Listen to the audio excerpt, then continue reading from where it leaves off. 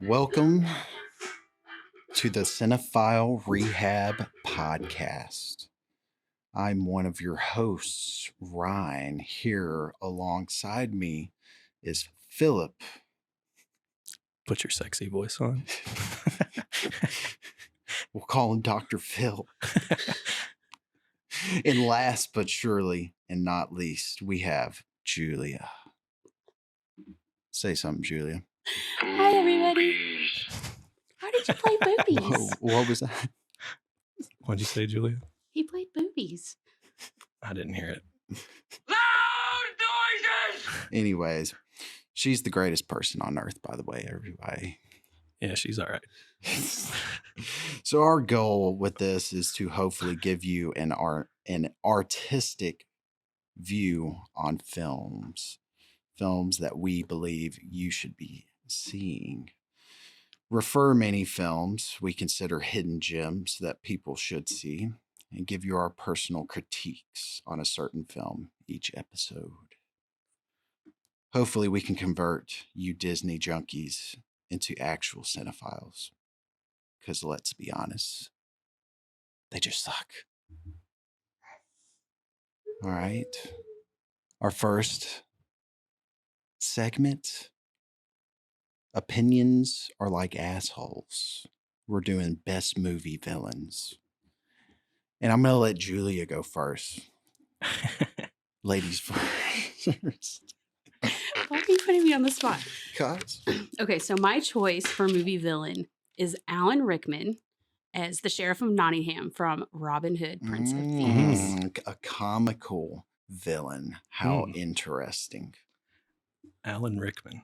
I like that. He was so deviant in that movie. So is that your number 5? You working your way down to I'm going to one? work Okay. my way down. Okay. I don't even have a list, so I'm just going to wing it. You're just going to wing it? Yeah. What about number 4? I didn't pick a number 4. I only picked one. You only picked one villain? That's all she Yes. needs. That's your biggest villain? That is my villain. Golly, I've got 2 separate lists. Of course you do. one for male actors and then one for female actors. I guess I'll do the chicks first, ladies first. I have Betty Davis in Whatever Happened to Baby Jane. I don't know if you've ever seen that, Philip. It's like an early 60s movie. She plays the meanest bitch of a sister. She is so fucking horrifying. Annie Wilkes, played by Kathy Bates in Misery. That's a good one. I mean, Yeah. She hobbled a motherfucker. That's a good one. I didn't even know what that meant when I watched that movie. She just puts a 4x4 post in between this dude's ankles and just makes that thing turn at a 90-degree angle. Yeah. Like I can watch that still to this day, and like, even though we've, we're able to suspend our disbelief a little bit going to film school, we can tell what's like fake. Even though that's a prosthetic, I still like went when she fucking. It's very cringy. I agree. For sure. Yeah. Anything with feet, I'm like. Oh yeah. Nurse Ratched is my number 3 from Once Upon a Time, or One Flew Over a Cuckoo's Nest. That's a good one. Fucking bitch. Fucking bitch. She wouldn't let them fucking watch the World Series, fucker. Amy Dunn from Gone Girl. Okay. And then Alex Forrest, played by Glenn Close in Fatal Attraction. She put a fucking bunny rabbit in a goddamn fucking pot. She did. Yeah. On the stove. That was a good one too. And I'll roll through my male actors. Number 5, John Doe from Seven, played by Kevin Spacey. I would agree with that. Very good. I understand he is under fire, but still to this day, if I watch that movie, when he yells detective in the lobby, it still gives me goosebumps every time. I've I said it agree. from the beginning. You can't take away his acting talent. Like, I mean, who? I don't condone his behavior in any way, but there's no denying that he is a great actor. And I mean, his scene in the back seat where he's taking Brad Pitt and Morgan Freeman, he's like basically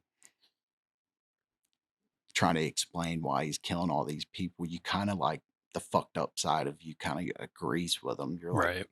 damn, like He was the ultimate narcissist in that yes, movie. yes. So that leads me to number 4, and I have 2 people from 2 separate movies tied for number 4 because they're from the same director. Colonel Hans Landa, Mm-hmm. the Jew Hunter, played by played by Christoph Waltz Mm-hmm. in Inglourious Bastards. And I feel like these 2 actors have something in common. Like they weren't well-known actors until these movies came out. The second actor is Mr. White from Reservoir Dogs, There played you That's a by go. good Michael one. Mhm. Madsen. I mean, do you like K Billy's super sounds of the 70s? He cuts a fucker's ear off. It's fucked up. Dude, what happened to Michael Madsen's voice? Dude, I don't know. he sounds like That woman deserves her revenge. And we deserve to die. It's probably from smoking fucking 50 cigarettes a day. I'd probably assume. like Number 3, Anton Chigurh, played by Javier Bardem, No Country for Old Men. I'd say out of these top 3 they were a close tie for first, each of them. Chigurh was just one of those characters you'd never seen before. He's like just the total psychopath. And he had like this focus to what he was doing that made his character so much more like deeper. right. Number 2, Sergeant Barnes from Platoon, played by Tom Berenger. There you go. That is one evil motherfucker. I That was mean, good. golly. He popped that bitch in that village. He's in there talking to Johnny Depp, young Johnny Depp, who's the translator. He's like, what's Right. that bitch saying? What's that bitch saying? Yeah. And just pops her right in front of her kid and her husband. He's just Dude. the worst guy. Dude, Platoon is a brutal movie. It's fucked up. It's Yeah. fucked up. Oh yeah, by the way, everybody, spoilers alert. Damn. These movies are like 40 years old, so if you Yeah, haven't seen them, then you need to fucking get a life, people. And last but not least, my number 1 villain, the HAL 9000 ooh, from 2001: A ooh, Space there Odyssey. you go. That's a good one. I think that's very relevant in today's age. Yeah, I agree. I agree. And that was made fucking a year before we landed on the moon. Right. So And he knew that it was silent in space. you know? yes, Like, yes. before any other human had been in before we space. fucking knew, before NASA, the greatest fucking scientists in the fucking world, and Stanley Kubrick fucking figured it out. Oh, shit. Well, my list is irrelevant compared to yours. Well, it was a Yeah. topic. Yeah, mine's not going to be shit compared to that. I mean, damn, I was ready. Yeah. All right. Oh, fuck. What about you, Philip? Let's hear All it. right. So, since you already said it, I'm just going to get it out of the way. My number 1 is Anton Chigurh from No Country for Old Men. There's really not much left to be said. Yeah. It's, it's That- perfect villain from a perfect movie, I in my agree. opinion. That's why that number 1 to 3 on my list, it was hard. Yeah. I think they all could be the best in my opinion. Yeah. Yeah. He's my number 1, but the rest aren't going to be in any particular order, I think. So he just came to me like just a few minutes ago as you were speaking.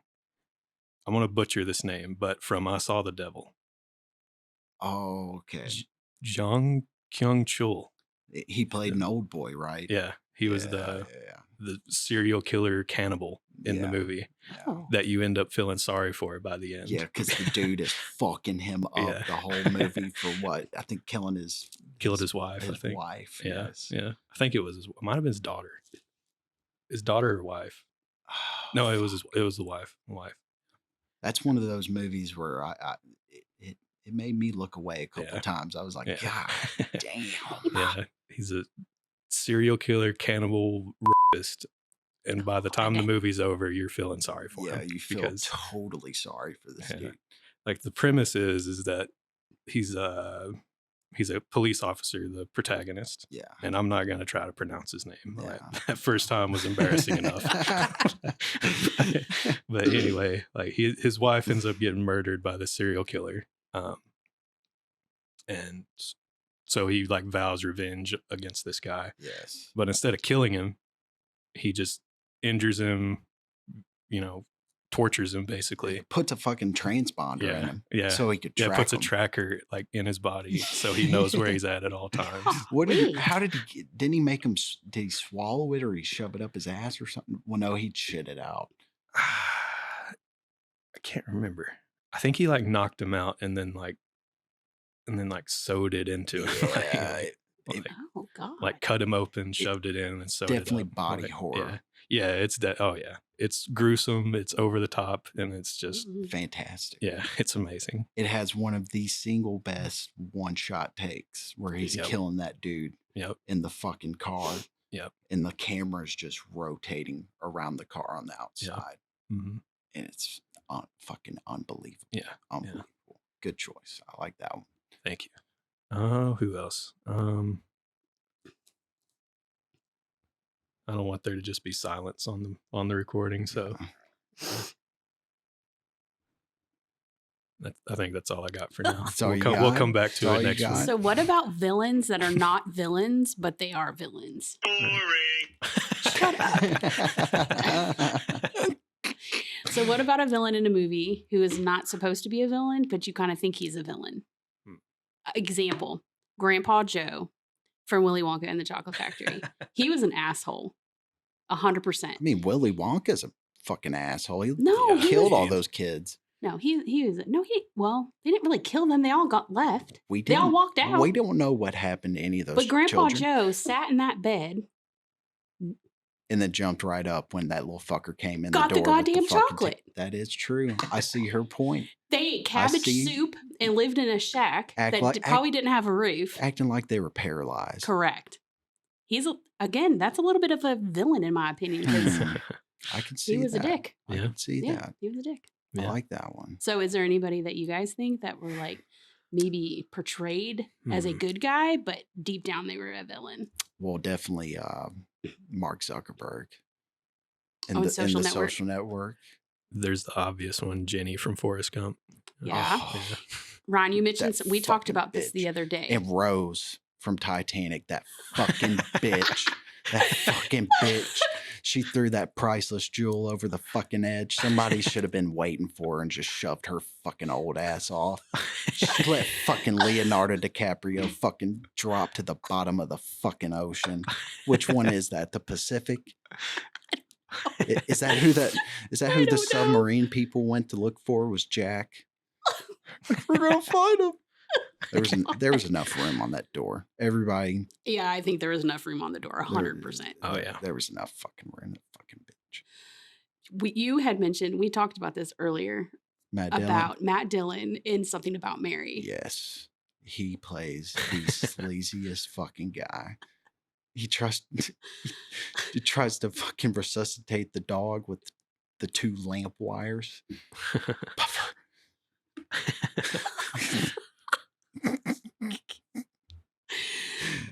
And when you first see him, he fucking sits up from the desk and his pants are all undone. He's just like, I'm the type of guy that shoots from the hip. Oh, I'm good. Is there anybody else? I got one that might be a little out there, but Adam Sandler from Uncut Gems. Oh, yeah. Okay, I can see that. Because he makes you angry the whole fucking time. Yeah, he does. Yeah, he's like the villain against himself. It's weird, Like Because like if you think about it, everyone else in the movie is trying to help him. Yeah, and he's Like- the reason he's in all those situations. Like It's not his. even the bookie he talks to in the back of the kitchen in that scene, remember? Oh yeah, Like right after yeah, KG yeah. leaves the jewelry store. Yeah. Even the bookie is like, no, I'm not taking your bet. Yeah. Blah blah blah. Like you got a problem. You already owe me a lot of money. Blah blah blah. Yeah. So everyone in that movie is trying to get him to stop, trying to help him, Oh, and he just won't accept it. Right. Like No, I agree with that one that's a too. good one. That's a good one. I think the most obvious one though is and I don't know, maybe I'm on an Alan Rickman like spiral, but Severus Snape from the Harry Potter movies, because you hate him until the Half-Blood Prince, and then you realize he's actually a good guy the whole time, and he was such a dick through all the other movies. Yeah, I mean, for what they are, Harry Potter is at least like a big franchise. Like you can't ignore it. Like Somebody just popped in my head about horrible fucking movie villains. The dude that played Percy in The Green Mile. Yeah. Tell me you did not want to fucking hit that little son of a bitch that whole fucking movie. Golly. And he kills poor old Edouard Delacroix. Yeah. I have to say, Michael Clark Duncan, he's fantastic. Yeah. That's a role that he was born for. That's my favorite Stephen King movie. Oh yeah. It's his performance is unbelievable. But the dude that played Edouard Delacroix, Dale, the one that gets fried, his performance, man. Oh yeah, he's it's so really good. like, because when I rewatch it, each character has their own story almost, right? And just, man, when he's looking up at Brutal and Tom Hanks right before they were about to walk him away, and he's just, I wish I could have met you two guys and somewhere else. And it's just like, shit. There's so many little one-liners like that in that movie. Percy. Yeah. And another Stephen King, fucking Clancy Brown as the fucking guard in Shawshank. Yeah. Oh yeah. He's a motherfucker. He is. That's Mr. Krabs, everybody, if you did not know that. I did know that. That is the voice of Mr. Krabs from your childhood. Wow. So watch Shawshank and have your childhood fucking ruined. Wow. A movie that ruined me with the villains, to not be able to look at an actor the same, was from Rounders. Oh, John Malkovich. John Malkovich, yeah. Paid that man his money. That's the most whack fucking like, what was he trying to impersonate? He's trying to Teddy KGB. That's Russian. Yeah. Pay that man his money. We need that fucking soundbite. He beat me. Yeah, he beats me fair and square. Eating his fucking Oreos. This shit was so weird. Well, what was it if he pulls it apart and like licks the cream side, he has a good hand or something? Is that right? Oh God. Was that his tail? It was that, or maybe because he would put it to his ear. Yeah. And he would like twist it. Yeah. And the sound of it would. Oh yeah. I'd have to rewatch it. Yeah, that's kind of, even though it sucks, it's a guilty pleasure. Dude, I actually like that movie. Yeah. I can't lie, I actually like that one. I mean, it's fairly decent. And maybe it's because I like poker. Yeah, exactly. And there's not that many good poker movies if you really think about it. That's true. It's very true. It's not a whole lot of like sports in that kind of category. Right. Like there's only like 2 pool movies. Yeah, that's true. And they're both an original and a sequel. Yeah. The Color of Money. Yep. What do you think about Minnesota Fats as a villain? Minnesota Fats from The Hustler. If you're living in the 60s and you were making this list, you'd put Minnesota Fats up there. Because he's not like a bad guy. He's just like an obstacle to Fast Eddie, I think one that can go with what Julie said, like somebody that turns into a villain, Anthony Perkins in Psycho as Norman Bates. Agreed. Oh, wow. Yeah. you really kind of do like him Yeah. because you don't know it's him. Yeah. I don't know, that whole scene at the end when he dresses up like his mom. He scares me. wouldn't have to fly. What about Kevin Bacon and Company in Sleepers? Oh my That movie for me God. was a one and done. I've watched it one time and I will never watch that movie Yeah, in my life ever again. That is one of those that it is. We fucked up. He got away. It's fucked up. It is fucked up. It is fucked up. What's up with so that's 3 like prison guards. There's something up with fucking prison guards. Huh. Well, I mean, Because goddamn, there's definitely prison guards are not very. They don't have the best reputation. Yeah, they don't have very good morals. I don't like talking about sleepers. Oh, it's bad, isn't it? I know I it's don't it's even rough, wanna- and it's like now it's like in my head. Oh, Because that movie made me. That makes you feel like sick to the stomach. it does. It does. In a lot of moments. Have you It ever seen does. it, Philip? I haven't. Oh God, It's an ensemble cast. it really is. But God, I don't know. rough. I It's don't know rough. if I want to after. after It's a rough hearing it. movie. Another great villain from a Kevin Bacon movie. The Graboids. Tremors. Oh, I love Tremors. Them motherfuckers. I love Tremors as the whole series. Even the bad ones are good. Oh yeah. They're guilty pleasures. Agreed. The second one's not that bad. Yeah, I love Tremors. Tremors is an 80s cult Oh, yeah. classic for sure. Oh yeah. I grew up on that movie. I think we all did. Anybody got anything else? Any other villainy type people? There's so many. I know, right? No, There's so many. we could sit here all night I and know. just Talk think about of different ones. Fucking Shooter McGavin Yeah. Oh, yeah. for comedy fucking villains. God damn. I know, he was great. Bob Barker's a villain in that movie I know at some he point is. for a little bit. Called Happy a bitch. Oh, I just remembered he's dead. He Rip. did. Yeah, Rip. rip. Yeah. He ended it like The Price is Right. He died at 99. He didn't make it to that He dollar. didn't make it to $1. Too soon. No, that's the strat, you know. But hang on, let's actually make a legit rest in peace to the great Matthew Perry. Oh, yeah. Agreed. Yeah. Chandler Yep. Bing. As of the recording, it just happened yesterday. Yes. Yeah. Yes. That was sad. That was a Yeah. shock. Yeah. I was like, what? Everybody's Yeah. posting the episode We Lost a Friend. Yeah. Yeah.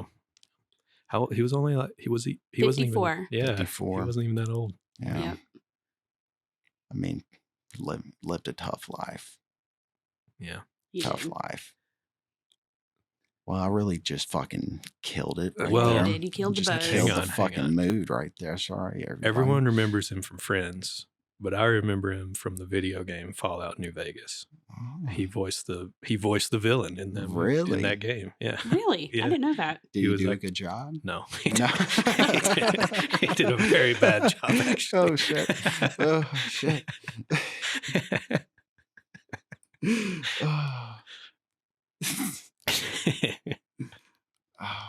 But he did such a bad job that people loved it. It's kind of like The Room, you know, the Oh, movie God. The Room, Uh-huh. you know, where it's Jesus. you love to hate it, you know. I think we're overshooting the one of the biggest villains in general is the Joker from any Batman movie. Yeah. Yeah. So either Yeah. Heath or Jack Nicholson. Yeah. I'd say Heath. He turned the Joker into a serious psychopath yeah. Yeah. because the Joker was kind of a fun villain with like Nicholson. And what was his Yeah. name? Caesar Romano is the one From from the the original. 60s. Yeah.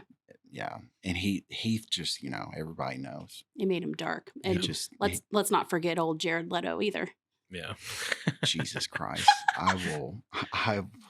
Yeah. What the hell? Have you guys ever heard that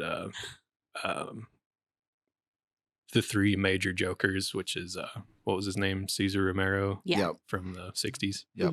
Mhm. Jack Nicholson and Heath Ledger all represent like the 3 different stages that comic books have gone through. Like in the 60s, everything was like campy and more lighthearted. Right. And that was Cesar Romero.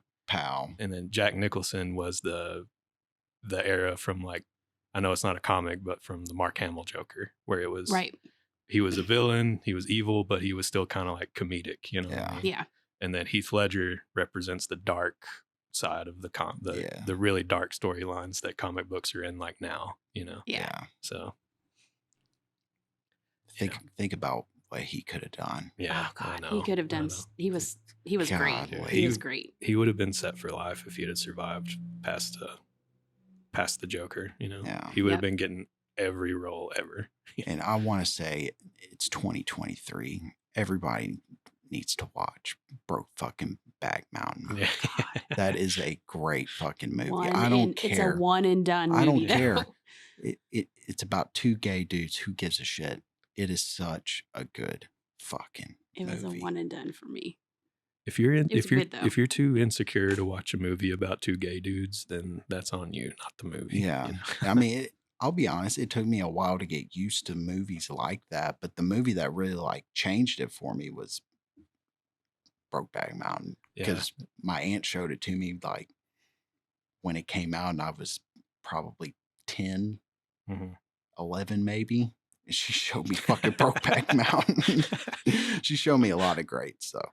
She showed me The Exorcist. And So I was literally about to say, speaking of The Exorcist, Emerson was at her dad's this weekend, and he sends me a text message that said, "We're watching The Exorcist," oh my and she God. just looked up from her phone and saw the crucifix scene, and I was like, "Oh, Oh, God!" no. Now I have to explain all of that to her. But so she watched the crucifix scene this weekend. Oh my And I God. was- Fuck me. Fuck me. So I had showed her The Shining, but I had fast forwarded through the whole bathroom scene of The Right. Shining because I was like, That's she doesn't need funny. to see this. That's funny. But yeah, That's so funny. she has been tainted now. With The Shining, that same scene, my grandfather took my mom and my aunt out of the theater during the bathroom scene. So that's I fast funny. forwarded it. Did you guys ever watch the Leonard Skinner documentary on Netflix? Ah, No. Well, there's a story in it that's relevant to The Exorcist. And like, when did it come out? 70 what? 2 or 3, Yeah. 70, I think 3 actually. Yeah, I think it was something like Leonard Skinner was recording an album at the time, and their studio like lost power, so they went down the street to watch this new movie called The Exorcist in the theater just to kill time, and they were all high on acid. And their drummer I think it was their drummer, is either their drummer or their bass player at the time, had an absolute meltdown in the middle of the film and left the band forever. And he's never Fucked been him up back. that He bad. fucked him up. Yeah. Fucked him Oh my up that bad. God. Yeah. That's why that's the greatest horror Yeah. movie of all time. It really is. It is the greatest. We'll- It will we'll put- stand the Yeah. test. I think of we should time. do a horror movie as a segment on a future podcast Yes. because Yeah. I think we could talk about horror movies for hours. Oh, yeah, yeah. definitely. Oh yeah, Yep. definitely, because it's Halloween times. You know? Yes. Yes. So our next segment is what the fuck bad movie trailers. Mm. And no one could find one except for me. And I found one, and it's called Slaughterhouse. Boring. It is the worst trailer I've ever seen, and it made me laugh the whole time. So I'm going to roll this, and then we'll talk about it when it's over. We're all gonna die slow, horrible deaths at the hands of an adorable little killing machine. Slaughterhouse.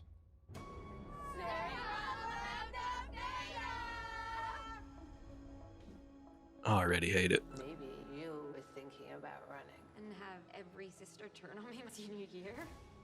Might be surprised. You just need something that sets you apart. I feel my IQ slowly dropping. Dude, what the watching this. fuck? Look at that sloth. He was so clipped. People are really excited about him. What the And you. fuck? Get rid of the sloth. I'm sorry, but it's you or me. I'm not happy, Julia. It's so ridiculous. People are just disappearing.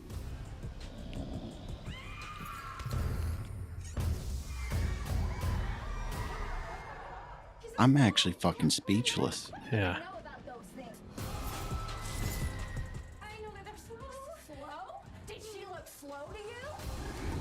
Is it just fucking something right there? It looks like a Muppet. She's like a cute Chucky. Like a sloth could do that.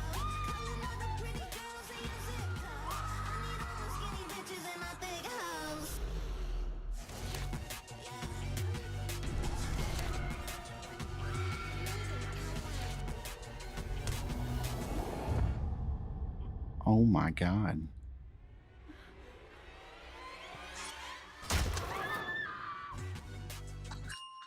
They did not just end that fucking trailer I am with so the dead. sloth fucking winking. Oh my God. That looks like That was some superb fucking filmmaking right there. horrible. All right, this podcast is over now. We're gonna. Holy shit. This was a mistake. Oh my So I saw that God. trailer and I was like, there are actually going to be people that are going to watch this and like it. Hulu paid somebody to make that. That's what pisses me You know, off. you know what pisses me off is that they probably paid $5 million. Right. Yes. Holy shit. I bet the sloth itself was 250,000. Yeah. Oh my God. Speaking of bad movie trailers, Emmy and I watched the Winnie the Pooh Blood and Honey, I think is the name Oh, of God. the movie. Yes. And it was so bad. Even Emmy was like, this is stupid. Jesus. I had a coworker tell me that he went and saw it in theaters. Oh, I would not have paid a penny for it. Why would you ever pay? That's like, take a $20 bill and just light it on fire and you're getting the same thing. Oh my God. Oh shit. Oh my God. Oh my God. Ugh. Oh well. Some movies just do not need to be made. I feel like I could have made Slaughterhouse and made $5 million on Right. my own Right. with nothing, with my Yeah. phone. You know what I give that movie? I give that movie a Boring. Out of 10. out of 10. Out of 10. All right. Jesus Christ. Damn. I'm sorry. I know that ruins everything, but Oh my God. it was so funny. I don't even want to look it up. I don't even Don't wanna even look it I up. don't even want to see who directed it. I feel now that my algorithm on YouTube is going to be all skewed now because I watched that done twice now. You done fucked your shit up. I know. They're just going to show nothing Yeah. but shitty trailers. I know. That's all I mean. Well, that will be good for this segment then. So I'll Yeah. have one for the next time. It's going to be those shit ass trailers that put like a fake, like Jon Snow. It says Jon Snow series trailer, and it's just a bunch of fucking clips from Game of Game of Thrones. Thrones. Let's show him Loquisha real quick. Oh no! Yeah. Oh God! Tisha is something else. I tell you what. Just the sound, just the name gives me so much fucking hope. I feel While like she's looking it up, I'll give some insight. No. So this guy Please. who made this movie is a comedian, Hmm. supposedly, Yes. and he made this movie called Loquisha. Right. And the premise is that he is a guy that always gives good advice, like no matter what, when Wow. everyone asks. Unbelievable. So there's this ad in the newspaper about wanting a radio host, but they won't hire him because he's white. So he pretends to be a black woman and gives advice on the radio. And I'll let the trailer say the rest. Here we go. Just the right person. What's your secret? I'm really just talking to myself. I don't charge for my advice. Well, you should, because it was amazing. I saw this and I thought of you. You will be a hit in no time. Welcome to the Joe Show. I submitted myself to a radio station for my own show. Never heard of this guy before, by the way. They rejected it. Well, congratulations then. You weren't right for your own show? Jason's gifted. We need to get the money for this school. $13,000 a semester? Asking me is their own show. I was a black woman. I did perfect. Oh my God. She's brilliant. I know. Get her in here. Loquish gonna be the biggest thing in radio, but I still need my anonymity. first of Oh all, my God. It's theater. You live with Loquisha. What's your he problem? doesn't even sound like a Oh, Loquisha. I ain't talking to you, not the way you sound. Next caller. You go, girl. You just be good to her. If you good to yourself, you can be good to others. But don't be too good because the police will come around. Where'd you get this? I got another job. Doing what? Consulting work. What the hell would you know about being a white guy anyway? I know quite a bit. Loquisha is a real role model for every African-American woman on this planet. Like the whole city has a Quisha mania. I am Loquisha. Oh my fucking God. Be a black woman trapped in a white man's body. You need to talk to Loquisha. Just because she's a woman and a black person doesn't mean that she doesn't understand you.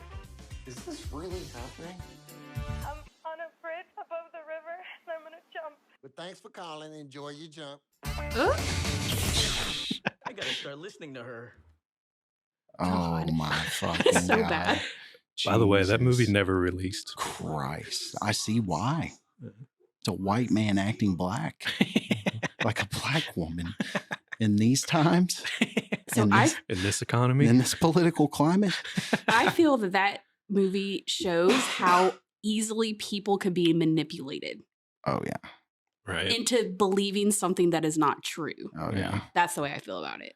And I just want to point out there's multiple black people in that trailer. And it's astounding that none of them like brought up like how flawed this movie is. They must have really needed the money. I guess. Yeah, that was bad. Yeah. No thanks. No thanks. Yep.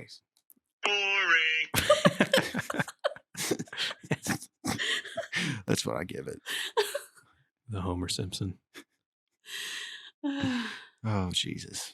Does anybody have anything else, or we can cut that? I don't- think we're done. I don't think I want to be tortured any longer. Right. We'll be right back. Next segment, we're calling it Grind My Reels. This is basically everything we hate about modern movies and the things that piss us off.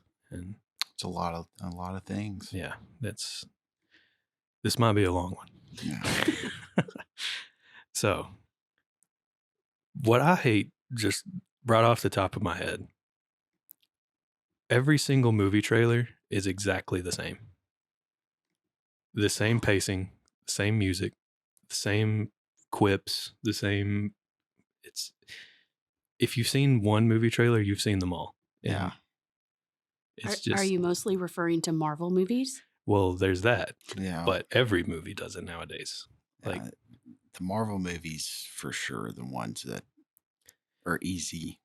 It's like they're to pick out. It's like they're outsourcing editing to China or some shit. Yeah. You know, Yeah. or like shoving it into an AI program or something. Like it's weird. And it does it a lot with those fucking cheesy action movies that like come out on Netflix. Yeah.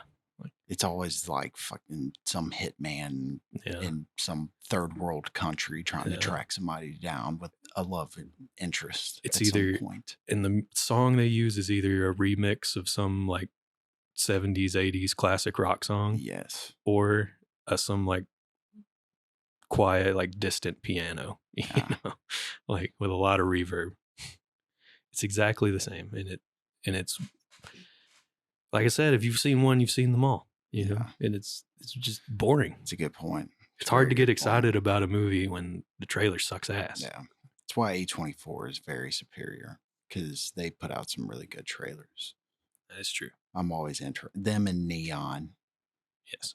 Have really damn good trailers. An A24? Yeah. Neon just released the Ferrari one. Did we see that? We saw that. In the theater? Yeah. I don't like movies that are getting rebooted. Is that the best way to say that? It's a big that one. don't need it. Yeah. Yeah. Like, stop ruining the good movies to replace it with a shitty movie to appease this generation. Like The Color Purple. Did you see that? They're doing it in a musical form. Are you kidding me? I'm serious. And I love musicals, and I'm not looking forward to that. Like The Color Purple is one of those movies. Like It's a tough movie. It's a tough ass movie, but you Yeah. don't fuck with it. It's like The Exorcist, and that's why the fucking new one is a piece of fucking shit. Like I called it 6 fucking months ago when when they first talked about it, and it's because of that fucking David Gordon Green who directed it. You want to know what else this motherfucker directed? He directed those shit ass fucking Halloween reboots that just came out. Shout out to him if he ever hears this. Yes. Please make better choices. Yes, we love your please. work. Yes. I'm pretty sure that, like, hang on. Like, the late, great William Friedkin, who directed the obvious original Exorcist. Wasn't it William Anderson? Was it Anderson? No. William Friedkin is William his name. Friedkin? Yes, he did. A great last name. Fried. Oh. Let's see There's here. a D in there. Okay. It So sound like freak in, and I was like, what? this is quoted by film critic Ed Whitfield, posted on his Twitter and Facebook. Quote, William Friedkin once said to me, Ed, the guy who made those new Halloween sequels is about to make one to my movie, The Exorcist. That's right. My signature film is about to be extended by the man who made Pineapple Express. I don't want to be around when that happens, but if there's a spirit world and I can come back, I plan to possess David Gordon Green and make his life a living hell. That's awesome. That is so fucking awesome. Dude, can you imagine being the guy that makes a movie so bad that you get haunted by ghosts? You get haunted by William fucking Friedkin, the dude that made the best horror movie on the face of this planet. So getting a little off topic. Fuck, what's the name of that one that he made with Matthew McConaughey? The Surfer movie? No. It's Killer Joe. Oh, it I've came never out heard in of that. 2011. It is one of the most fucked up movies you will ever fucking see. Like fucked up or fucked up bad? Like you're gonna. Does it make you cringe? It's gonna be one of those where the content within the movie sits with you for. Oh God, I hate those movies. You know that feeling that you felt like a few days after for the first time when you saw Marcellus Wallace getting fucked in the ass in that basement in Pulp Fiction. Oh God, yes. That's how that movie. Okay. Yeah, I'm sure everybody knows what I'm talking about. Yeah.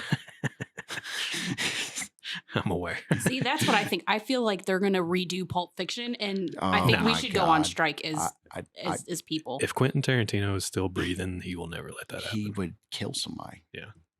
You wouldn't want to mess with that crazy motherfucker. Dude, he Natural Born Killers, he took his name off the fucking project because they changed the script a little bit. He did. Oh, wow. I didn't know that. Yeah. Like he originally wrote Natural Born Killers. That's a great movie, by the way. It is, but if you haven't watched it lately, it is hard to watch because every shot is a Dutch angle.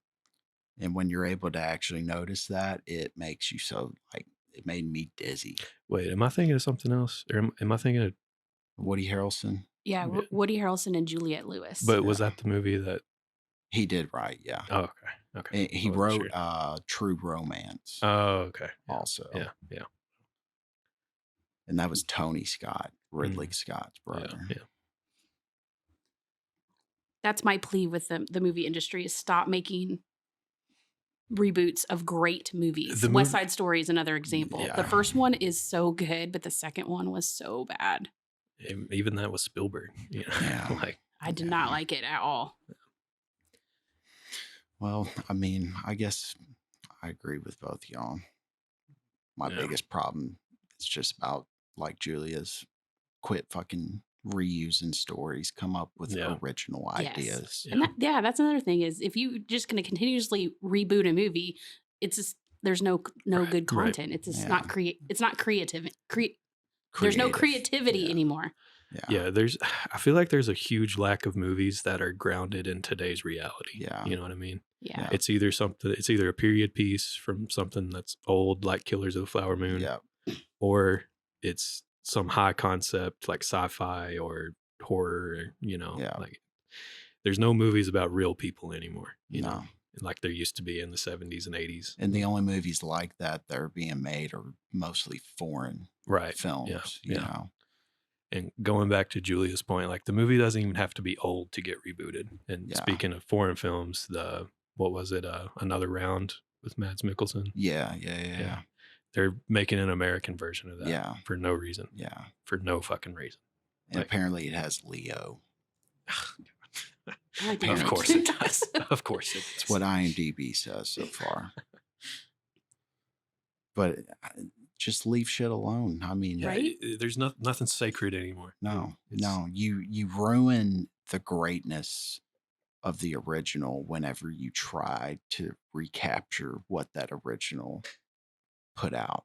You know, like the Ocean's 11. Like, yeah, I'm not being like sexist in saying that a woman's movie about that shouldn't have been made, but they shouldn't have just like, come on. Yeah, that's another point. Is movies pander to race and gender nowadays. Yes. Like let's remake a classic movie with a female cast just because they're female. Yeah. You know, it doesn't add anything to the original or I'm offended. It's No, I'm like, just kidding. I'm just kidding. It's like, how would people feel if they remade Alien and made Sigourney Weaver's character a man instead? Exactly. Yeah. It wouldn't be as great as it is because she's one of the greatest fucking heroes in a movie. Agreed. Oh, since we're talking about movies that don't feel real anymore, I want to point out Jim Cummings. He makes real films. Yes. You know? Shout out to Jim Cummings. Yes. Who makes fantastic fucking movies Yes. that they do feel like a piece of real life. Yeah. Yeah. Well, especially, mostly his Thunder Road. Yeah. Yeah. Thunder Road's his most famous film. That's the one that's truly grounded in reality. It does have its like dark humor to it, but it I remember you showing me that opening scene. Oh yeah. It's like 6 minute, 10-minute long. Yeah. One take. shot. It's on YouTube. It's not from the actual film, but the film was born from a short from that scene. From you that can just one scene. Look up Thunder Road Funeral and you'll find it. You know? Fantastic acting. He acted, directed, and wrote it, by the way. And produced it. Crowdfunded. Completely. On what, 300 grand, something like that? Yeah, something like that. I think he's crowdfunded all three of his movies that he's done. He hates Hollywood. Yeah. He says he's the first to tell you Hollywood's dead. You know, like the days of like waiting to be picked are over. Right. You know, with the internet and everything's so accessible nowadays. Yeah. You know, you just have to fucking do it. Yeah. What is your guys' opinion on AI? Because that's a big thing in Hollywood right now is AI. Started. There's always going to be a place for man-made art, I think, no matter how advanced AI gets. Yeah, if that's the route Disney wants to take, fucking let them do it. I don't give a shit. But and if you don't like it, don't watch the movie. Don't give them fucking money. Yeah, like, don't do it. It's a trap. It's a fucking trap. It's a trap. Boring. Damn it. That's what it is. Y'all, it's just fucking movies are just fucking boring all the time now. Oh yeah, by the way, this is off topic, but I want to point out why snacks in the movie theater are so expensive. Yeah. That's because the theater itself makes pennies on ticket sales. So really? if you like going to the movie theater, you like that experience, buy the fucking $16 popcorn because it helps them out. I didn't know that. Yeah. Did not know that. Yeah. Learn something new every day. You buy a $12 ticket, Disney gets $11.95, you know. Well, it's a big 5-cent profit. Yeah. Another thing we need is original like directors who write and direct, like Jim Cummings and stuff. Like I'd put into a small group the ones that are doing it, or like Ari Aster, Safdie brothers. Safdie for brothers. Sure. Yeah, that's a good point. Robert Eggers. There's no the word like auteurs anymore. No, like the Scorseses and the Tarantinos and they're really like bringing that back. Yeah, that feeling of true cinema. Like right. Yorgos Lanthimos too. Yeah. Poor Things. I can't wait for that to come out. Yeah. I'm gonna watch all of his movies. Oh yeah, that's our modern day Yeah. Stanley Kubrick. If Stanley Kubrick was still alive, I feel like he'd be making the movies. If Stanley Kubrick were still alive, Yorgos Lanthimos would be directing Napoleon, and Yes. not Ridley Scott. Yes. Fucking Napoleon movie. God damn it. It looks terrible. All right, let's just say it. Yeah, It looks awful. If you have to use a fucking Black Sabbath song to make your trailer seem badass, and it's fucking Napoleon. Yeah. Like, what century did that happen? I know, but Napoleon was notorious. Like I want to he hear was some crazy. orchestral music in the trailer. Joaquin Phoenix is not even trying to do a French accent, by the way. No. Like he's just Joaquin Phoenix. in a fucking weird hat. Yeah. Like playing Napoleon. yeah. Like and bet you he'll be up for an Oscar. Probably. Like I don't know. Fucking Oscars love fucking biopics. They sure do. Like I think he would have a slim chance. Because I think I could throw out some names that would definitely. Let's throw the obvious name out. Leo. The second obvious. Yeah. Leo for Killers. Cillian Murphy. Flower Moon. Cillian Murphy. Definitely for Yeah. Oppenheimer. I'd say he's the front runner right I think now. he's 100% the I front runner. haven't seen anything else that could top his performance. and since we're talking about that, I think I'm in the minority when I say I really didn't like Oppenheimer. Yeah. I liked it, but there were so many dry parts. I think I fell asleep a couple times, to be honest with you. It was too slow, too confusing. And why can't Christopher Nolan just tell a movie in order? Cat wants to say hello. Yeah, we just had a cat jump up on our table. Everybody got silent. Yeah, sorry for the interruption. Pussy break. Yeah, there we go. Don't laugh at that. Oh, fuck yeah. But anyway, I just thought the editing was just unnecessary. And why can't he just tell a plot in order? Why has it got to be all mixed up? Yeah. Like fuck. I guess I need to watch it again. Because Christopher Nolan movies definitely have a way of making you feel this awe when you go and see them, and right off the rip, you could think like, "Oh, this is the greatest movie of all time." His movies do feel like an event when they come out. I mean, they are. They're a major event for movies. Like I'd say, him and Tarantino are the two that make the biggest splash when you hear like, "Oh, there's a new Tarantino or a new Nolan movie coming out." I think James Cameron makes a splash, or he tries to. Well, he's been working on Avatar for the past 50 years. Yeah, so he hasn't really had much come out. Yeah. Did that come out this year? I think that came out. It did. Yeah. Yeah. No, that was last year. It was last year. Was it? Because it was up for the Oscars last year. It was. You're right. Yeah, it was. I have not watched the second one. I'm not going to. I mean, I went and saw it in theaters. It was Avatar. I hated that I liked it because I didn't want to like it. But you can't deny the effects are unbelievable. Yeah. That's another thing is movies that we've watched that we didn't want to like, and we were like, damn, this is not too bad. Yeah, I didn't want to like it, and I was just, damn it. I mean, I think the story was better than the first one, and that's what made me like it a lot more. And it was definitely an improvement on the visual effects from the first one. I'm still not going to watch it. Okay. Yeah, fuck that. Yeah, I mean, fuck that. It was torture. I will say. How that. long is it? Like 3 hours to you? 3 fucking hours. Yeah. Wait, Avatar is 3 hours? Yeah. It's a long one. Yeah. That's another thing. Why has every movie got to be like fucking forever long nowadays? Like, I know. The Killers reason of the Flower Moon, 3 hours and 47 minutes. I mean, it felt like it too. It was good, but I mean, fuck. There's got to be a limit somewhere. Or they need to bring back intermissions if they're going to do that shit. Like, I told Julia and Philip beforehand that I had a friend named Dylan that was watching Aquaman with his grandma, just so that she could watch Aquaman 2 Ugh. She made him sit through the first one. He just texted me. He said, and I quote, "Fuck, that was hard to sit through." So We're getting live updates, ladies and live gentlemen. updates on Aquaman 2. Should give us a play-by-play. Don't fucking see it. Save your fucking money.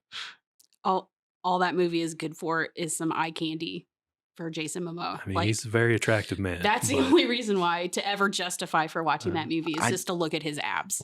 Well, that and if Amber Heard's character got killed, Well, that's true. I'd too. go see it too. She was not. I pointed that out when we went to saw Killers of the Flower Moon. That in that trailer, the only scene that she was in, you couldn't even tell it was her because it was like a piece of like broken glass or something. It was like a blink or miss kind of thing. She was not glass. in any of it. Yes. I heard there's a scene where she shits in Aquaman's bed. Yeah, she takes a big giant shit in the middle of his bed.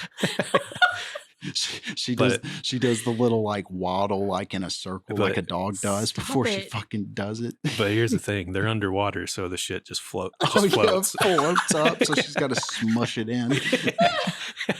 Did she doodle scoot across the bed? Yeah, that's what she did. She doodle scoot. The fucking bitch.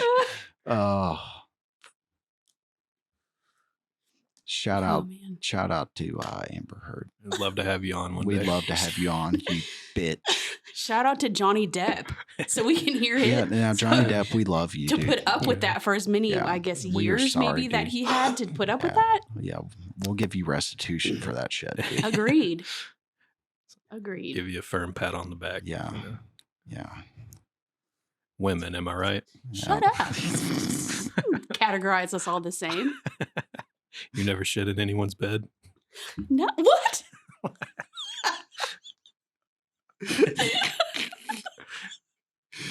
Oh shit! You didn't say no. Oh, shut up! I did. What in the hell?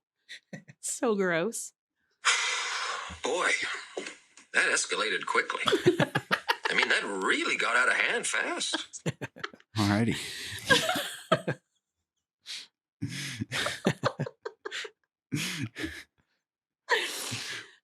Try to gather our shit together. We got any more for the grind? My reels. Anything else that pisses segment? us off? We're already pretty off topic. Yeah, we veered off that. We're talking about shitting in beds now. Yeah. So. That's why this is called movies and tomfoolery. Yeah. Yes. This is not going to ever be just straight on the straight and narrow. No, not with my filthy mouth. Mm.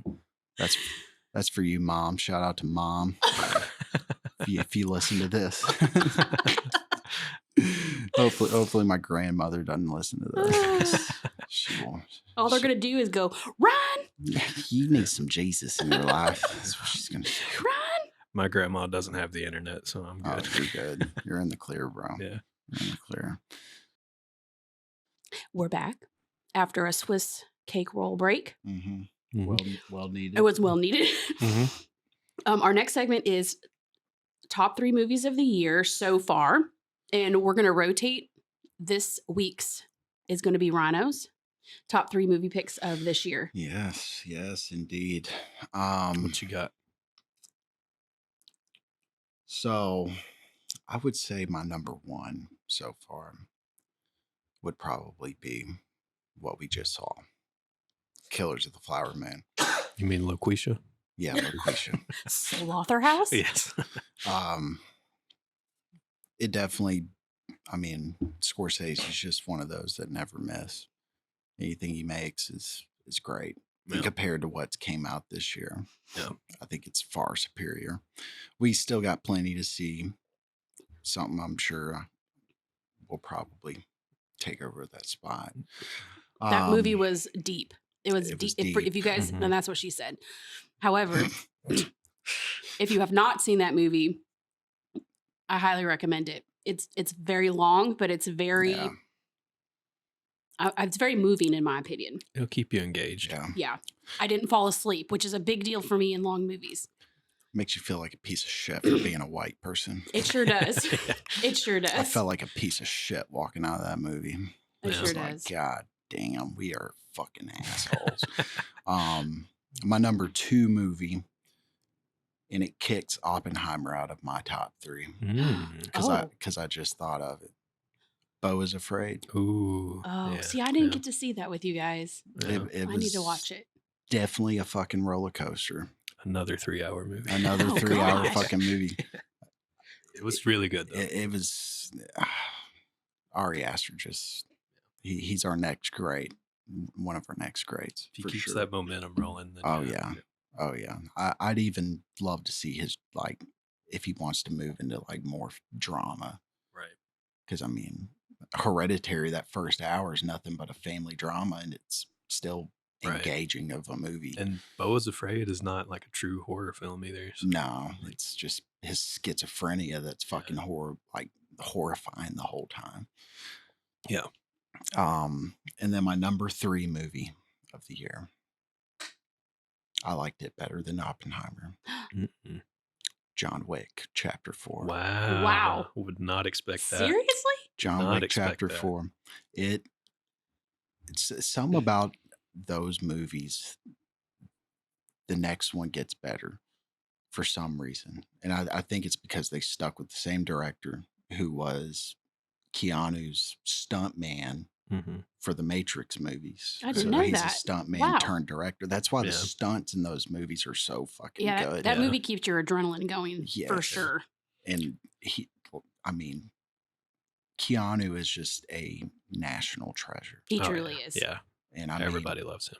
Yeah, his performance is cheesy, but that character is meant for him. Let's be real. Keanu's been cheesy his whole career. Oh yeah, but he's just such a lovable guy. Yeah, he is. That fucking scene in Speed Yeah. where Yeah. Sandra Bullock thinks she hit the baby. It's just cons.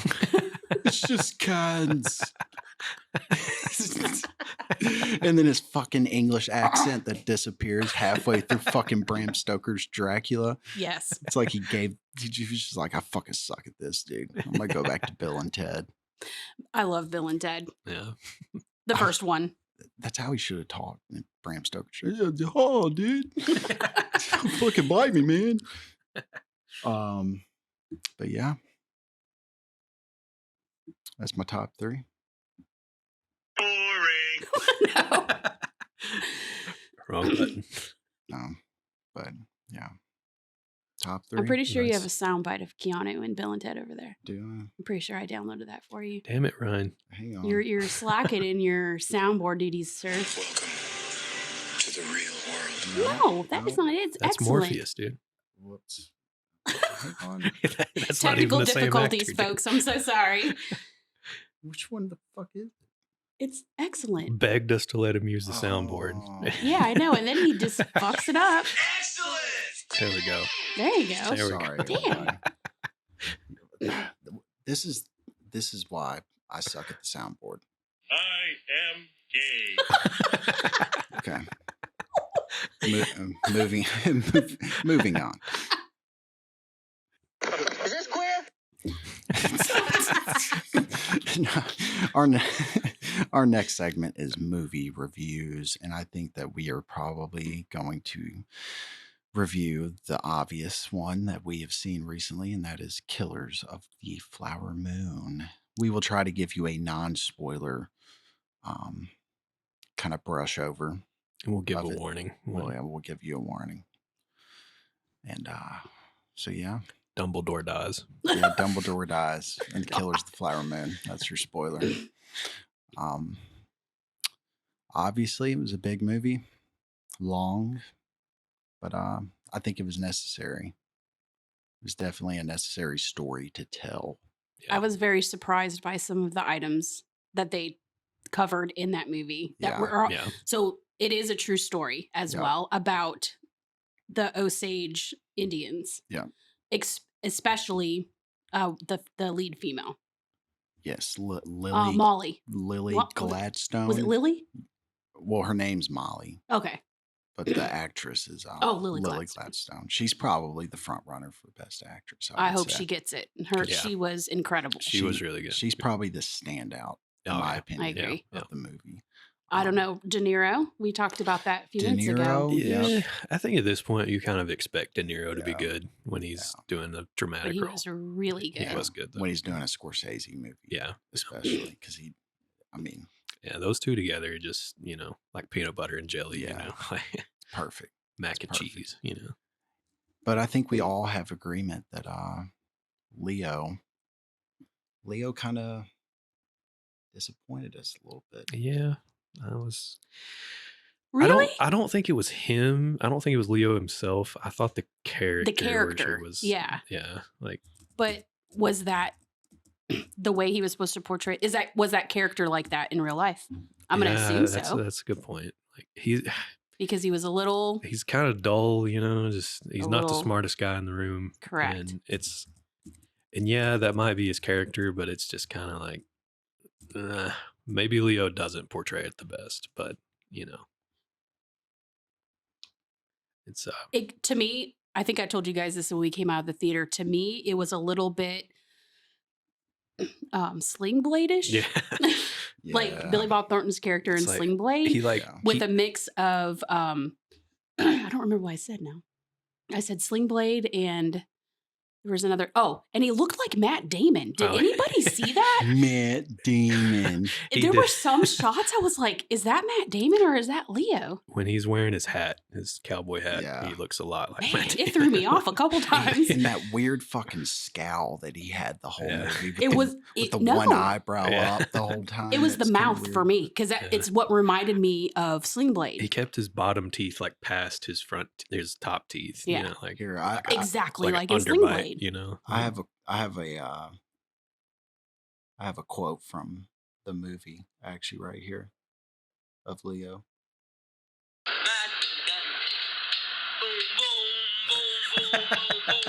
Is that Gilbert Grape? No, that was Was it really? That is him from. You don't remember that part? Yeah, I remember that. Dude, that is fucking Gilbert Grape. That is definitely not from that movie. I remember that shit. I swear, I heard him go.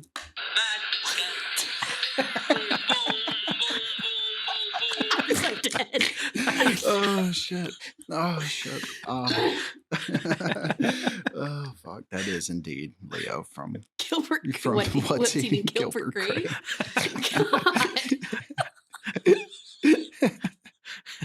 Maybe that's what it was a cross. So it's a cross between looking like Matt Damon, Sling Blade, and Gilbert Grape, all rolled into one character. Maybe that character from Killers of the Flower Moon is the Gilbert Grape character grown up. Oh, shut up! Shut up! He went backwards in time, and then we're talking about Benjamin Button. Yeah, at that point. Oh my god! But definitely, that is crazy. Definitely, the performances were a major,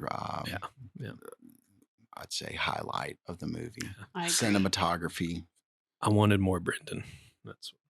More Brendan Fraser. Shout out to Brendan Fraser. Yeah, in his small but inspiring role. He has a small but very important role. Yeah. And just a shout out to Austin Butler. You fucking lost the Oscar. To Brendan Fraser. That's what we're talking about. We need more Brendan Fraser movies. Oh, we're going to get it. God, I'm glad. We're going to get it. He's back, baby. Fuck Hollywood for what they did to him. He's back. He's back with a fucking vengeance. And I'm glad. Because he was such a staple for so long. The Mummy 4. I'm wanting the Mummy 10, dude. Yes. Comes back. That'd be awesome. It would be awesome. It'd be awesome. I do hope to see him in some more roles. Also, another little. I think John Lithgow did pretty good. Oh yeah, his little spot in it. Yeah. Definitely Jesse Plemons. Oh yeah. Oh yeah, he's awesome anyway. I love Jesse. So Leo was supposed to play Jesse Plemons' character originally, right? Yep. Really? Yeah. Yep.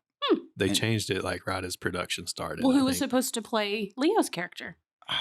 I'm not sure. I can't remember. Yeah.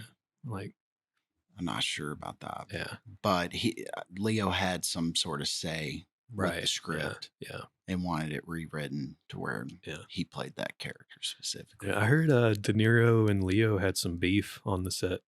Really? Because Leo wouldn't stop improvising, just like going off on tangents, like in character while they were shooting.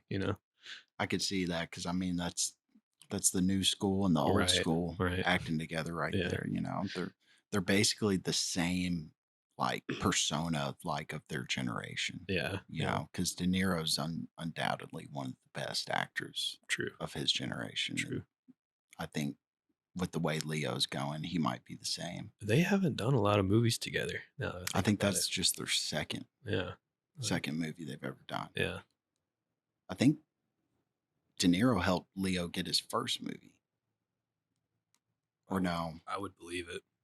because his first movie was Gilbert Grape. That was his first movie? I'm pretty sure. Yeah, he was like 15. Yeah. And he got nominated. Huh. I didn't know that. But overall, good movie. Overall, it was really good. Yeah. Pretty long. Yeah. But So Leo was supposed to play the FBI agent Tom White. Yeah. And it was supposed to be centered around him, not the Ernest character. Oh. I think I would have liked that a lot more. Yeah. Especially with Jesse Plemons' character. That seems more like Scorsese, like a crime drama, like Yeah. private investigator type movie. Damn. You know, like That changes my whole outlook on that movie now. I didn't know all that. Because it did seem that Jesse Plemons would have had a grander part in the film. Right. Interesting. Okay. Yeah. It said that DiCaprio and Scorsese were the ones that said that it shouldn't have been around the FBI agent, but around Molly and Ernest. Right. And they changed it. Right. Interesting. Which, I mean, it still worked out because I think that aspect shows the whole how we manipulated those individuals. Stole their oil. Stole their oil. It's been about the damn oil. Yeah. About the oil? Yeah. Oh, yeah. It's all it ever is. So Philip, take the lead on Oppenheimer. Oppenheimer? Because you didn't like it. Well, it's not that you didn't like it. You just weren't. It wasn't on your top list. Okay, I'll admit, maybe I didn't watch it under the best circumstances. I was tired from work and the movie theater was really crowded. And you didn't go with us. Yeah, and I was there by myself. But which I don't mind. I'll watch a movie by myself. I don't give a fuck. Yeah, but fuck them. Anyway, it was just all over the place. One example I've been thinking about is what does he say in like it's like a board meeting or something. He's like, isotopes are as dangerous as a sandwich or something like that. They played that clip like 15 fucking times in the movie. Oh, yeah. Is that necessary? Do we need to see that one line 15,000 times? Very true. It's very true. Like, Nolan's like editing style is just very uncohesive, I think. Yeah. And it's worked up until now, in my opinion. Yeah. And even Tenet was shaky to me. Yeah, like, Tenet's where you really started noticing that something's a little off. it's like he doesn't give a fuck about making an actual good plot anymore. He just wants to dick around with an IMAX camera. Yeah, you know, it's not about story anymore. Like Tenet was definitely him, like showing off. Yeah, like I can do shit. He's he's like one of the only people in the world that gets to shoot on those fucking 70mm IMAX cameras, and he's milking every second of it. They'd fucking shoot one of us if we even got like within a 10-yard radius of one of them cameras. But they let I bet him. you have to sign like some type of like disclosure form or sign something if you're around that camera. There's only 2 of them in the world. Yeah. Golly.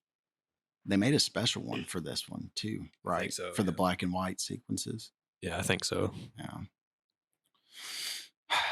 It's another one that the performances were probably I'll agree. The acting and the cinematography was great. I really didn't like the writing or the editing though. Yeah. And you could argue that's the most important part of a movie. Like, agreed.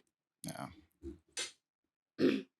Talk about another comeback. Josh Hartnett was in that film. He was. I thought he did pretty good. Yeah, he did. I thought he did pretty good. Josh Peck from our that's childhood. true. Yeah. Drake and fucking Josh was in Oppenheimer. Yeah, it's crazy how different their lives are, though. Oh, yeah. Right. Yeah. We shouldn't dive too much into that. I think Drake's done some pretty fucked up shit. Poor Drake. Yeah. Now's when you should play the boobs. Ooh, Isn't that what what Yeah. Miranda Cosgrove calls him? Yep.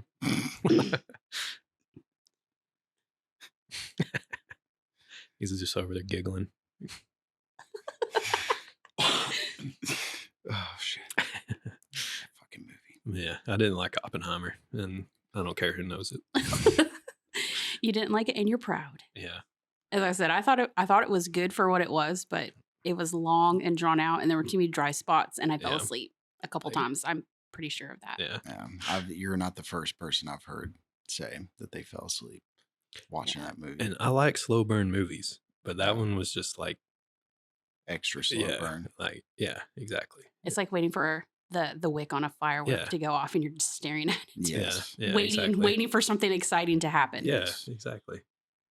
And then, should I even say spoilers? When the bomb detonates, it's not even that cool. You know? Yeah, I mean, the visuals probably the best part of that whole fucking scene. I guess I don't know. You know, the whole graph was like you got the rising action and the climax and then the shit. Yeah. I feel like the climax was a snap. Was over in a second. Yeah, and like, what the fuck? What we've been waiting 2 hours and 45 minutes for this shit.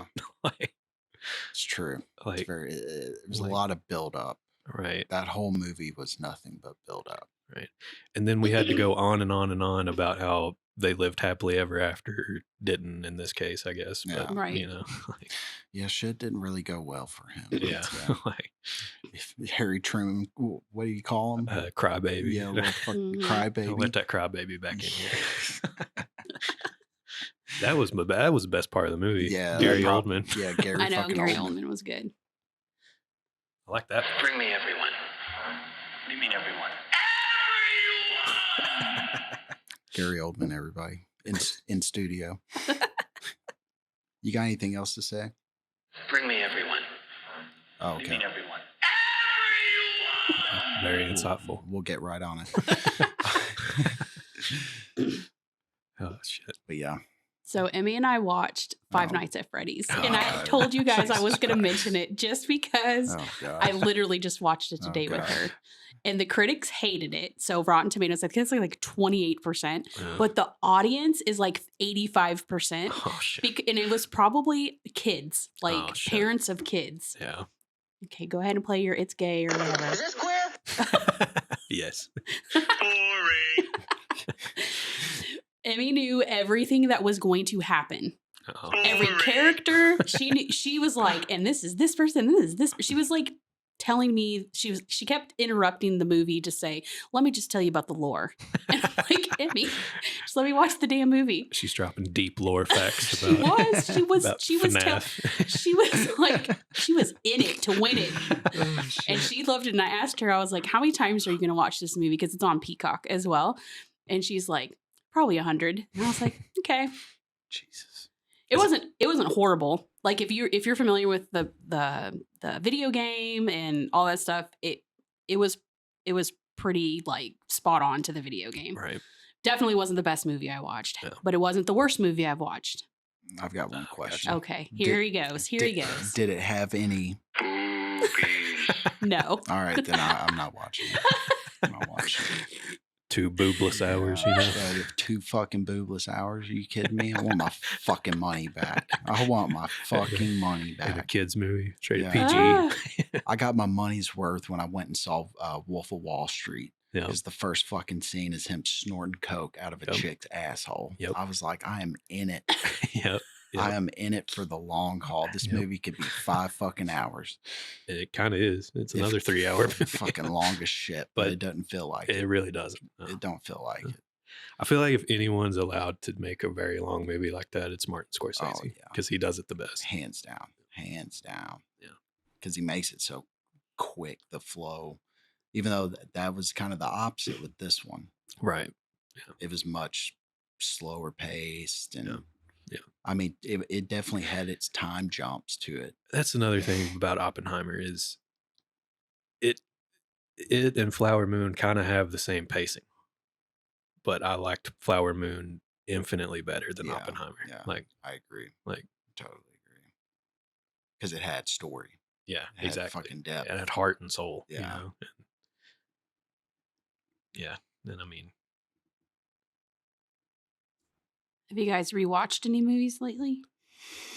Banshees of Inisherin. Oh man, That was pretty good. that was a fucking great movie. Yeah, it's fucking, really good. Fucking great movie. I think it kind of got snubbed at the Oscars a little Oh bit. yeah. Oh yeah. Like, I mean, wait, did it win screenplay? I don't think it won No. screenplay. Martin McDonagh is one of those. Yeah. Such a good filmmaker. Yeah. I mean, he's only got a handful of films.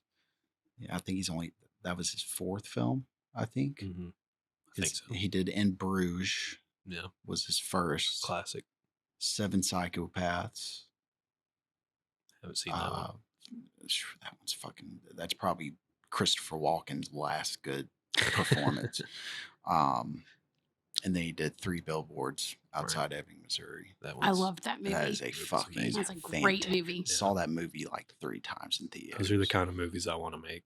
Who was the actress in that? I always forget her name. Frances McDormand. Yeah. That and she is such a good actress. And Fargo yeah. too. Yeah. Like, Fuck yeah. that movie is so freaking good. Fuck yeah. He's got the soundboard, everyone. Well, what this guy look like, anyways? Oh, he's a little guy, kind of funny looking. Uh-huh. In what way? Oh, just in a general kind of way. But yeah, she's a great actress. She's a great actress. Yeah, she's won definitely. fucking 3 Academy Awards. That ties her with a bunch of great actors. So Yeah. she stands alone in a category, I think. Oh yeah, definitely. Her and Kathy Bates, you know. Kathy Bates. Kathy Bates is amazing. Even though Kathy Bates hasn't won nearly as many awards, but she's the only actress to ever win for a horror movie. I didn't know that. Really? Interesting. Until Hannibal Lecter. Anthony Hopkins. Yeah, Anthony Hopkins. If you consider that a horror film. What? Which I think it is. I think it is. Yeah. Yeah. Mm-hmm. Why wouldn't it be? That won 2 Oscars. It's kind of gross, yeah. Yeah, what fucking Miggs, the dude in the cell next to her, right? Throws the fucking jizz all over her. That's so gross. I can smell your Oh God! Of course you had to say that. Oh my God! Oh shit! All right, so movie of the week, Repo Man. For those that don't know, is a low-budget film from 1984, directed by Alex Cox, who has only directed one other film, being Sid and Nancy. Gary Oldman.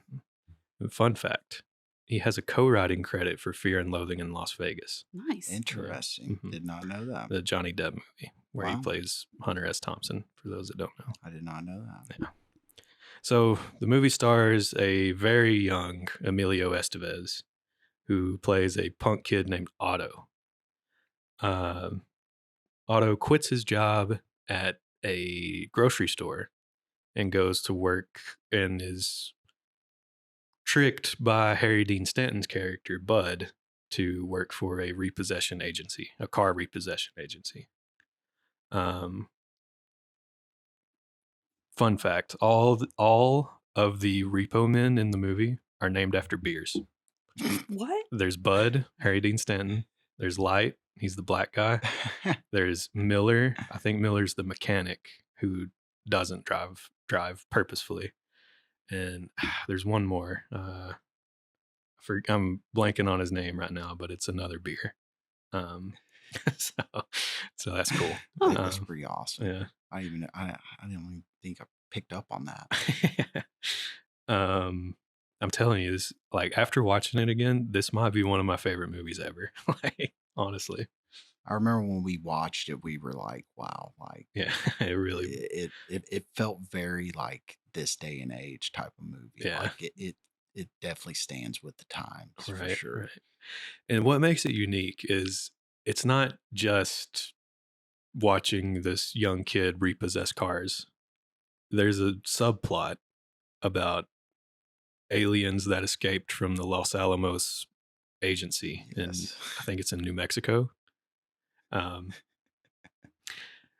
So the very first scene of the film is about it. You see this car getting pulled over by a police officer, for speeding. The driver is. It said online that he had been lobotomized, and he's wearing sunglasses with one lens missing. So you're already getting up to some shenanigans. So the cop knows something suspicious is going on, so he asks to open the trunk, and the driver says, "Oh, you don't want to look in there." Oh, isn't that when it starts beaming light out of the trunk? Yeah. Okay. So the cop opens the trunk, and big bright light. Cop gets vaporized, and all that's left of the cop is his boots smoldering on the side of the road.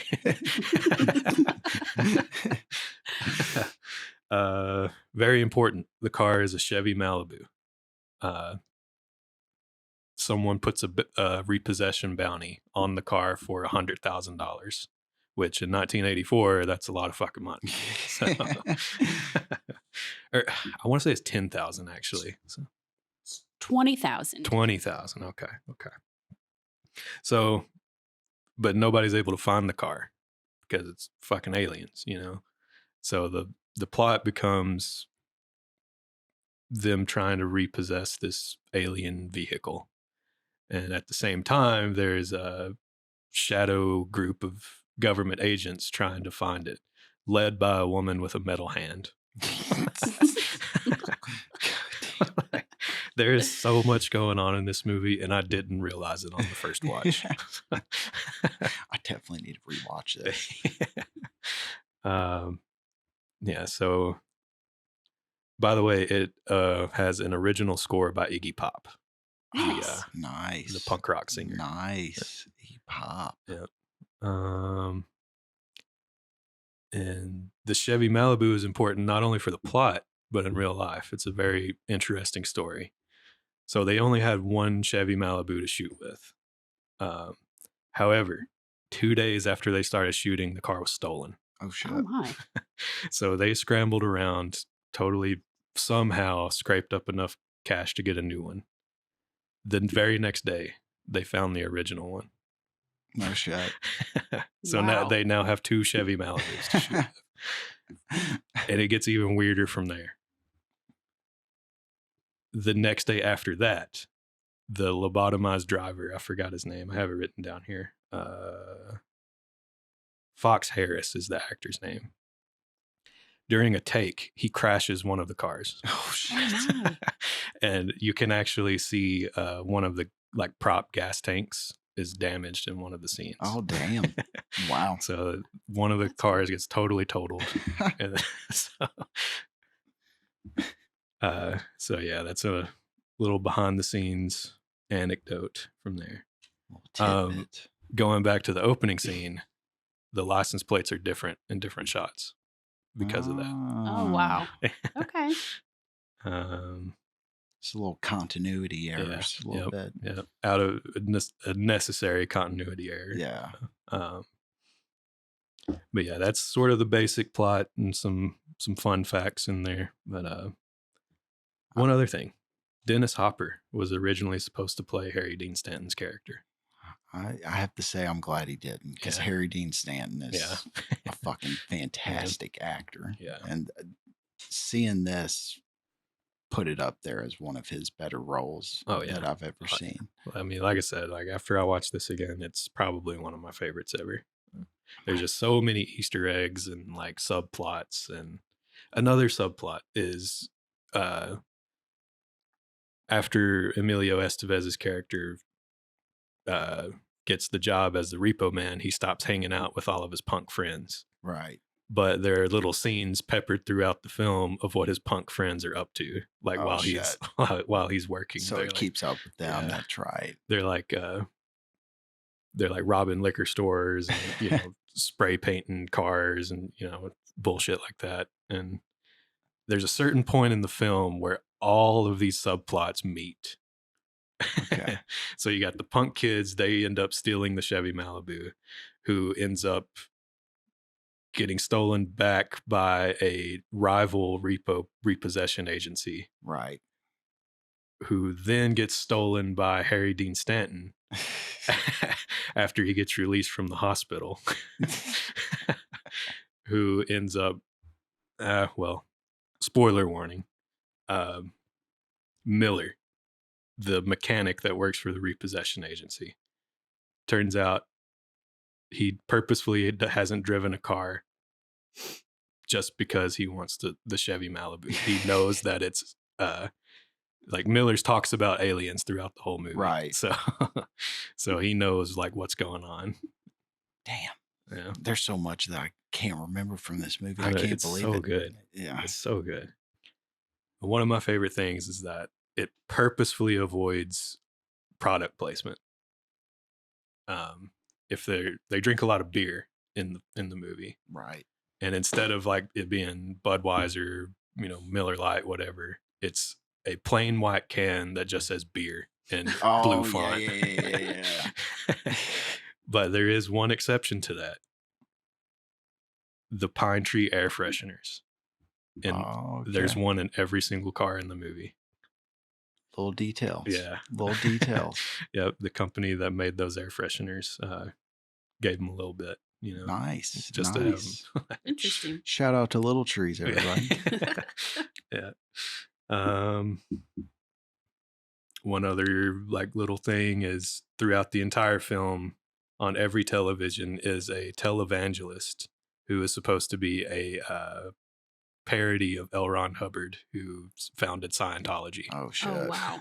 Oh shit! In the movie, he keeps trying to get people to buy his book, which in the movie is called Diuretics, which is a play on L. Ron Hubbard's real book. Diuretics. Dianetics. Oh, I see it. I see. I was like, wait a minute. Yeah. Okay. That's funny. We're gonna That's start getting mail from fucking Scientology now. Yeah. Since we just Tom fucked Cruise it is up. going to show up Yeah. at my house. Oh, hey, we'll have him on the podcast. Yeah. We'll let This is him- all a ploy just to get Tom Cruise on the podcast. Yeah, just to talk about fucking Scientology. Yeah, but anyway, I fucking love this movie, and I think it's really important that everyone watches it because it's such like a snapshot of the 1980s punk rock scene. Yeah, it's And- very independent too. Yeah, definitely. Very much an independent film. Yeah. And like I said earlier, it really holds up. Mm-hmm. And the comedy to it. Oh, dude, it's so funny. There's a lot of comedy. It is so funny. And it a lot of movies nowadays do it, and it's awesome seeing it in like an older film. Mhm. Is the comedy is in the cut of like the scene, Right. and the sequence. Yeah. Like just the abrupt cut Mhm. makes something very comical. Yeah. And that's something that I really remember this movie having. Yeah, that's the thing with comedies nowadays. It's like, this is irrelevant, like not very relevant, but Bryan Cranston once said that your character can't know that this scene is funny. And I feel like a lot of comedy movies break that rule. Yeah. Repo Man does not. Yeah. Everyone is playing it totally straight. They think this is life or death serious shit. Right. And that's where the comedy comes from. Yeah. Because it's such an absurd plot, Yeah. I mean, I could just go on and on and on about it. Yeah. I should have rewatched that shit. Damn it. I've been slacking everybody. Harry Dean Stanton talks about the Repo Man code throughout certain parts of the film. And I actually have it written down here. It says, "I shall not cause harm to any vehicle nor the personal contents thereof, nor through inaction let the personal contents thereof come to harm. I've never broken into a car, never hotwired a car. I don't carry a gun. Only an asshole gets killed over a car." Is that in the scene where they're doing coke in the car? I think so. It's either that scene or it's the one right before. That's awesome. one of the funnier scenes. Yeah. Is when I think that's one of those smash cuts. Yeah. Where it Yeah. cuts to them in the car and they're doing Yeah. coke, and Yeah. he's just talking so fast. And another little tidbit is whenever Otto goes on a job with Light, the black guy, they break every single one of those rules. I think it's funny. Everyone. Yeah. That's nice. They break into cars, they hotwire them, Light fires a gun at one point. Like, I love how they got away with a black dude playing a character named Light. that's a good point. I never thought of that. Oh, how times have changed, everybody. Yeah, They no. have changed, unfortunately. And the thing is, Light is probably the coolest character in the movie. Yeah, yeah. Like, he just knows what's going on at all times. He just handles shit. He's like the muscle of the group, Right. You know, Him and Bud. Yeah. But Harry Dean Stanton is just, like I said, he's one of those underrated actors. Yeah. That you've seen in fucking everything. Yeah. Like, and the one reason I wanted to pick this film in particular is because I think the mood and themes of this film kind of fit what we want to accomplish with this podcast. Yeah. Like, we want to be punk rock, fuck Hollywood. There's better shit out there. Yeah. We can do it our damn self if we have to. Really open your eyes to something that's really creative that wouldn't pop up on your radar. Yeah. Of, trying to find good movies to watch. And this is a very under the radar film. Yes. It's the definition of a cult classic. Yeah. It's a Criterion film. Yeah, as well. it is. It is. And usually, if something's Criterion, it is masterful. Oh yeah. Criterion doesn't select bad movies. No. Really, I think the Criterion is like, it's a good thing to have on your film, because I feel like that says that, like, your film cannot be. I feel like if you go ahead, it's like the history of film couldn't be written without your movie, being a part of it. Right. Exactly. Like,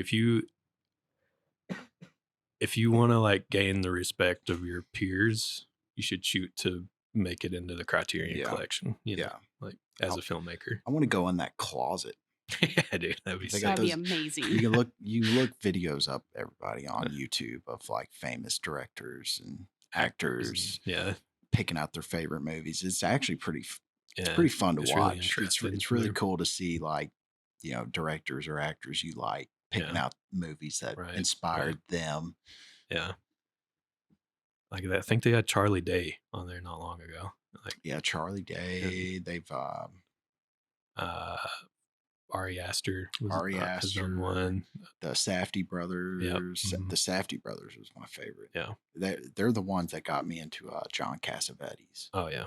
Yeah. Which is definitely a director that meets the aim of what we're trying to do. Right. Exactly. With the podcast. If you have not seen any of his films, check him out. He's the husband from Rosemary's Baby. Yes. For those that don't know, I'd say he's really the pioneer of independent filmmaking. Oh yeah, definitely. Because he started in the late 60s, I think, and until his death, made some very real. His movies are raw and like realistic. Like, it feels like a piece of life. Oh yeah, definitely. Like, critics and stuff like to throw around that buzzword, slice of life film, air quotes. Like, but his movies are slices of life. Yeah. They feel so real. So, and it's because it shows the flaw in life that we have, where, like, relationships do falter. Right. Like, it's like A Woman Under the Influence. Oh, dude, that's an amazing movie. It's Gina Rollins, his wife. Everybody knows her from The Notebook. She plays the old version of Rachel McAdams. Which, fun fact, was directed by his son. Yep. Nick Wow. Cassavetes. Yep. So he directed his own mom. Yeah. Yeah. Went off on a tangent there a little bit, but yeah. I mean, Repo Man's a good movie. If you like movies, you should fucking watch it. Repo Man. Repossession. Do it. Everyone watch it. Everyone watch it. Bring me everyone. What do you mean everyone? Gary Oldman said it right now, people. Do what the man says. Live. Yeah. He's in studio. He's in the studio. Hang on, say it again. Bring me everyone. Who? What do you mean everyone? All right, yeah, okay. Gary, we got it. All right. Good to know. Yeah, thank you for stopping by.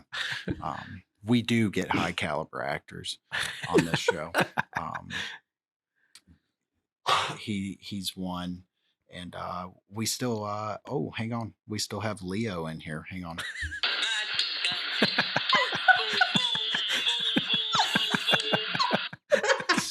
So, tell me about Leo. Please tell me about what kind of mindset did you have going into this character in Killers of the Flower Moon?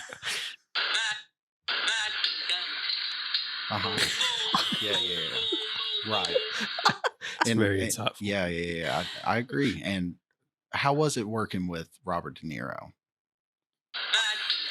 Yeah. I agree. He is great. What about Scorsese? Yeah. Okay. Well, thank you, Leo, for stopping by. It's Leonardo, everybody. Got the whole gang here. Yeah, dude. That was fucking crowded in here. Jesus. Call the fire marshals. Yeah, dude. So everybody heard it here first. Repo Man. Listen or watch it.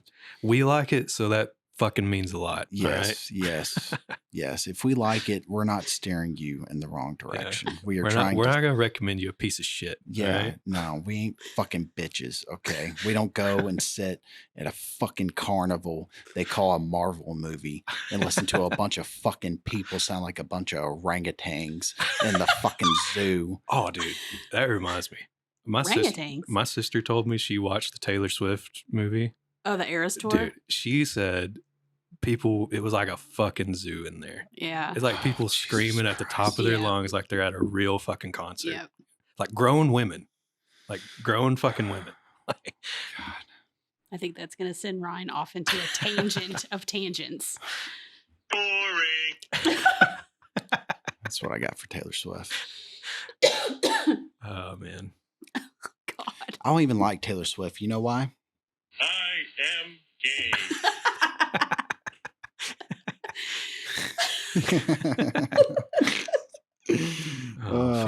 Well. Oh God. Damn. I think that's this concludes our very first episode of our podcast. Yep. And I would like to tell everybody before we go. I want to be baptized. All right. Hope you enjoyed. We hope that you subscribe to our channel and subscribe to our Instagram or follow our Instagram. Please, God. Do it. And if you have any do it. criticism or comments or opinions, fuck yourself. Please email us at the email on the screen. If you don't like any shit that I say, I want to see it and we can argue. And we'll talk about it on a future podcast. We'll talk about it. I take some shit, y'all, and I'll throw it back out. So he sure will. There is no fear in this room. Not at all. And he'll also tell you that you're boring. I'm your Huckleberry. And your Huckleberry. Yeah. I'm your Huckleberry, motherfucker. So subscribe. We plan to release twice per month. Bi-weekly or whatever. Twice per month. What the fuck does bi-weekly even mean? It means twice per month. Does that mean twice a week or twice a month? Though? Twice a month. Twice a week. I don't know. That's like 6 that's like 8 podcasts a month. I don't know. No. So we plan to release twice a month. Now you're going to tell me to say bi-weekly. Twice per month. Yeah. I'm just waiting for Ron. He's on the soundboard. And he called it queer. Queer. French fried potatoes. We're just going crazy with the sounds. Let me tell you, he begged me to run the soundboard. I was going to do it because I would have not done it as many times, but he was very... it would have been boring. So he is going to run it from here on out. Yeah, because I am gay. And that is the conclusion of our podcast. Thank you. Bye, everyone. Bye.